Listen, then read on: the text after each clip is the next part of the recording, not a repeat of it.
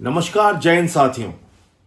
आज संसद में जब मैं अपनी बात रख रहा था वंदे मातरम के बिल के ऊपर, और मैंने कहा कि वंदे मातरम का अपमान बिल्कुल नहीं होना चाहिए, राष्ट्रगान का अपमान नहीं होना चाहिए, राष्ट्रध्वज का अपमान नहीं होना चाहिए। और इस संदर्भ में मैंने ये बताया कि आरएसएस ने 52 साल तक तिरंगा झंडा आरएसएस के मुख्यालय पर क्यों नहीं फहराया। मैंने ये भी बताया कि किस तरह से राष्ट्रीय ध्वज के खिलाफ अभियान चलाती थी आरएसएस। और मैंने कहा कि डॉक्टर हेडगेवार का मैं एक पत्र पढ़ना चाहता हूं। पूरी की पूरी आरएसएस चिल्लाने लगी, बीजेपी चिल्लाने लगी, क्योंकि आप जानते हैं सदन में जो बैठे हुए लोग हैं उसमें ज्यादातर लोग आरएसएस और बीजेपी से जुड़े हैं। इन दोनों संस्थाओं को अलग करके आप नहीं देख सकते। तो क्या था वो पत्र? उनको पता था कि अगर संजय सिंह ये पत्र पढ़ देंगे तो पूरे देश में सच्चाई सामने आ जाएगी, आरएसएस की सच्चाई सामने आ जाएगी, बीजेपी के पुरखों की। वो पत्र क्या था वहां तो नहीं पढ़ने दिया, आपको मैं बताता हूं। ये 21 जनवरी 1930 का एक पत्र है डॉक्टर हेडगेवार का। डॉक्टर हेडगेवार जो आरएसएस और बीजेपी के लिए सबसे सम्मानित व्यक्ति हैं, उनकी पूजा करते हैं ये लोग।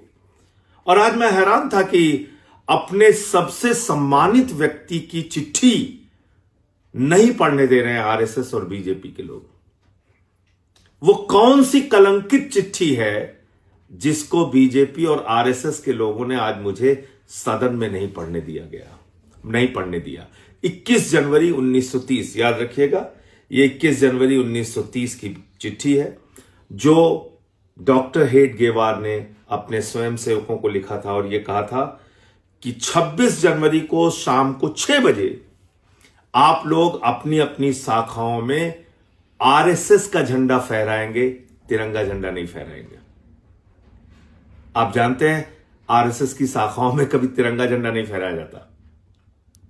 तो यह आह्वान क्यों दिया गया था?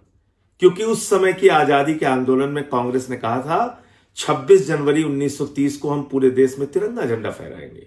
उसके विरोध में डॉक्टर हेडगेवार ने आरएसएस के स्वयंसेवकों को लिखा कि पूरे देश की सभी शाखाओं में सिर्फ और सिर्फ आरएसएस का झंडा फहराया जाएगा, तिरंगा झंडा नहीं फहराया जाएगा। यह है वो पत्र। मैं चाहता हूं आप लोग इसको देखें, और मैंने इसको ट्विटर पे भी डाल दिया है। ज्यादा से ज्यादा इसको शेयर करें, लोगों तक पहुंचाएं, इनकी सच्चाई बताएं कि किस तरह से इन्होंने देश के साथ धोखा किया है।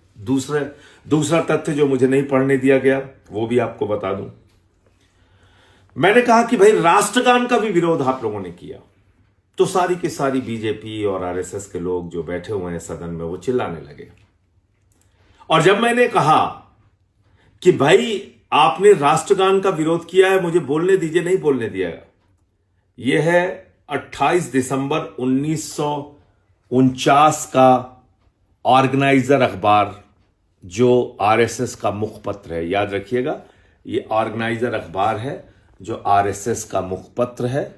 और इसको भी मैंने ट्विटर पे डाल दिया, इसको आप देखिएगा। इसमें क्या लिखा हुआ है आरएसएस के द्वारा? इसमें लिखा हुआ है कि